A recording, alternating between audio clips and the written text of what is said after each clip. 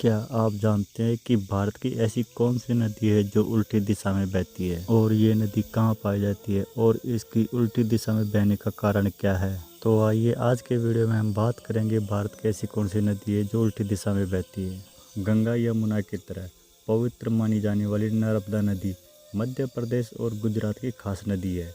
ये भारत की एकमात्र ऐसी नदी है जो उल्टी दिशा में बहती है। तो आइए जानते हैं नदी से जुड़ी हुई दिलचस्प बातें।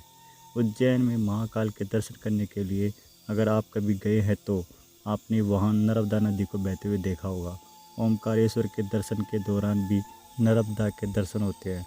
नर्मदा नदी भारत के दो बड़े राज्यों गुजरात और मध्य प्रदेश की खास नदी है और गंगा यमुना की तरह इसे भी काफ़ी पूजनीय माना जाता है और इसे मोक्षदायिनी भी कहा जाता है।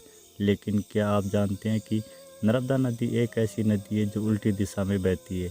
तो आइए जानते हैं नर्मदा नदी से जुड़ी हुई कुछ दिलचस्प बातें हैं। भारत की 7 प्रमुख नदियों में से एक। देश की ज़्यादातर नदियाँ पश्चिम से पूर्व की ओर बहते हुए बंगाल की खाड़ी में गिरती हैं।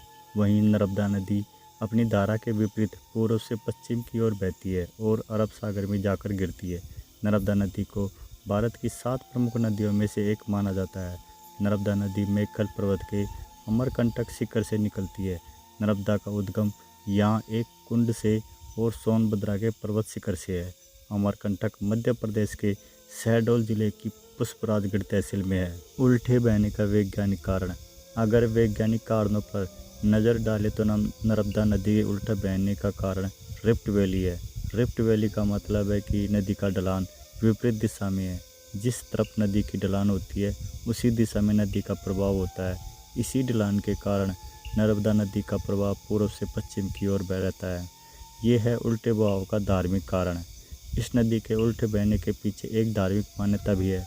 पौराणिक कथा के अनुसार नर्मदा और सोनभद्र की शादी होने जा रही थी, लेकिन विवाह से कुछ देर पहले नर्मदा को पता चला कि भद्र की दिलचस्पी उसकी दासी जुएला में ज़्यादा है। नर्मदा को ये अपमान सा लगा और मंडप छोड़कर उल्टी दिशा में चली गई और उन्होंने कुंवारी रहने का फैसला किया। उसके बाद सोनभद्र ने उन्हें रोकने की बहुत कोशिश की, लेकिन वो नहीं रुकी। इसलिए नर्मदा को आज भी कुंवारी नदी कहा जाता है। मध्य प्रदेश और गुजरात की जीवन रेखा। नर्मदा नदी को मध्य प्रदेश और गुजरात की जीवन रेखा कहा जाता है।